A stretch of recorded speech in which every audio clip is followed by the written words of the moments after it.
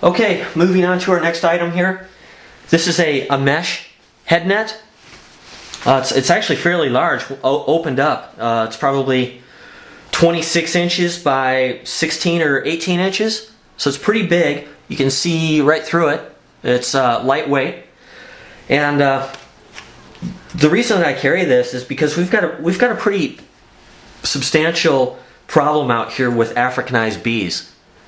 So of all the critters we've got in Arizona with bobcats, mountain lions, black bear, rattlesnakes, all these things that can harm you, I would say that Africanized bees are probably one of the more likely things that could harm you or possibly kill you if you were unable to seek shelter. You know, if you're not able to get back to a vehicle or get indoors or something like that to escape them, people have died. So unfortunately, so that's what this is for. It's got a drawstring around it, and you can pull that tight down over your neck. And the way that I see it is it's going to be a lot better than nothing. Normally you can hear these things coming. Sometimes you walk into their area, they're in a tree or something like that, and if you know they're there, you can, you know, reach for this and have it close at hand. You can unfold it and, you know, have it ready to put on your head if you have to. Or if you're just out hiking in the desert and a swarm comes by, or you rattle something, you can quickly throw this on and get out of Dodge. The way I see it, if you can see and you can breathe, you can make an escape. But without this, you're going to have trouble seeing and you're going to have trouble breathing because they're going to be in your mouth, in your nose, in your eyes. And once you're not mobile, you're at their mercy. So mobility is what saves you from an Africanized bee attack. And this goes a long way to keeping you mobile. Lastly, if you could use this as a bag to put damp clothes in and stick this on the back of your backpack, just tie it off at the top, and your clothes would dry inside of this. So a pretty useful item for something that doesn't weigh even an ounce. So a great item. Next is a polypropylene beanie. It's blaze orange inside, real tree advantage on the outside, real warm. This is my winter kit that I'm showing you through this series. So that's why I'm carrying this. In the summertime, actually fall and spring, I wouldn't even be carrying this. This is purely a wintertime thing. Next is just a Boonie hat in desert camo. I like the light color because it reflects the heat, reflects the sunlight well. I've worked outdoors now for a couple of years, and of all the different clothings that you can have, that you can wear, getting that sun off of your cranium, off of your forehead, off of your ears, off of your neck is one of the most useful things that you can do to prolong the amount of time that you can stay outside.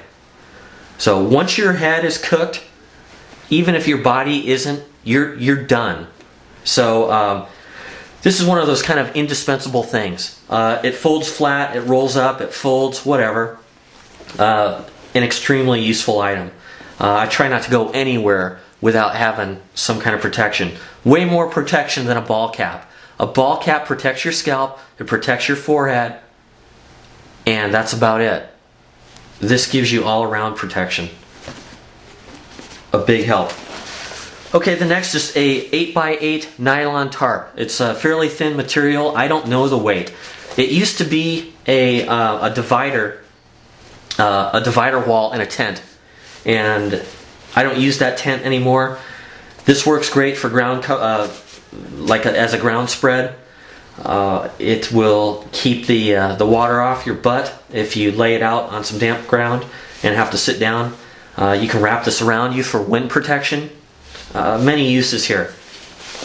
Even if it's dry and sunny and you just don't want to sit in the dust or you want to have a picnic, it's great, and it's a lot lighter than a lighter weight than a picnic blanket.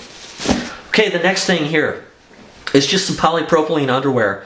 It's medium weight from Cabela's. I've wore it many times. For our climate out here, it's typically more than enough.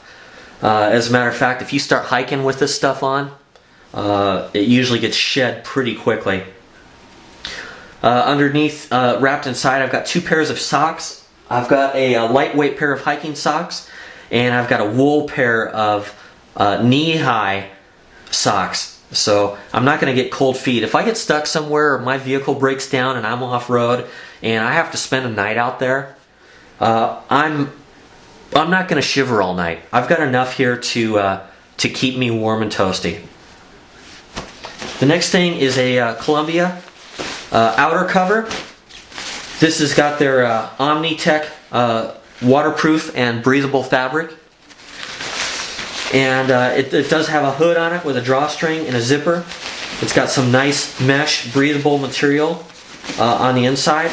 I've had this for I would say 6 or 7 years now, and the thing still looks like new. So this packs up real small, rolls in a tight little tube, and pretty much goes everywhere with me during the winter time. This is just a old school Texas Instruments solar powered calculator. I've also got a couple of Nano Chargers here. These will charge my the cells that I carry with me in this kit. This is just a little hard case that I'm using for a couple of jeweler's loupes, or how they're typically known as jeweler's loupes. I've got 2 of them. One is a 7 power or a 7 magnification, and the other one is 10. These are both triplet optics. Now, I'm not into jewelry or anything like that, but lots of uses for these. Geologists carry these to inspect rocks. I can start a fire with these. They're highly magnified at 7 and 10 power. This will light up a piece of char cloth, no problem. So they would work good for that. These will allow you to see close up to pull out splinters, cactus needles, whatever. They'll allow you to inspect something closely. Plus, they're just a lot of fun. If you're not used to looking at your world at 10 magnification at a ½ an inch, but some of the things you see, tiny bugs on flowers and critters out there that you never knew existed. These are really great. So if you're out and the kids are getting a little antsy or something like that, you can hand them one of the whistles that you saw earlier and one of these things, and they'll go out and have a ball for an hour. So anyhow, so it's also enjoyable to me. I enjoy optics, period. I have a lot of different binoculars, spotting scopes, rifle scopes, and so on. And I'm just an optics enthusiast, almost probably as much as I am a flashlight enthusiast. So anyhow, I have these for those purposes. Now, it's not going to be practical to carry a large set of binoculars in this type of kit, but this is something that's useful on a small scale, close up. And I don't really have a magnifying glass, so these act as my magnifying glass, but to me are far more useful because of the amount of magnification there, and they're so compact. Now, these are Belomo, and you might know that name from Ukrainian optics. These were made in Belarus, and these are the highest quality loupes that I've ever looked through. They have excellent multi-coated lenses, and they're very bright. They have a big wide field of view compared to competitors' loupes like Bausch & Lomb and so on. These are unbelievable performance for the money, and they go for about $20 each. So if you just need a really high quality magnifying glass or loupe, something that's pocketable, look for these. I think Amateur Geologist sells these. And they also sell a 20 power. Now, that's pretty small. It's got a very short focal range on it, and they can get pretty dim as far as light transmission. But, they exist. 7, 10, 20. I think they also make an 8 power, but I don't think it's a triplet lens.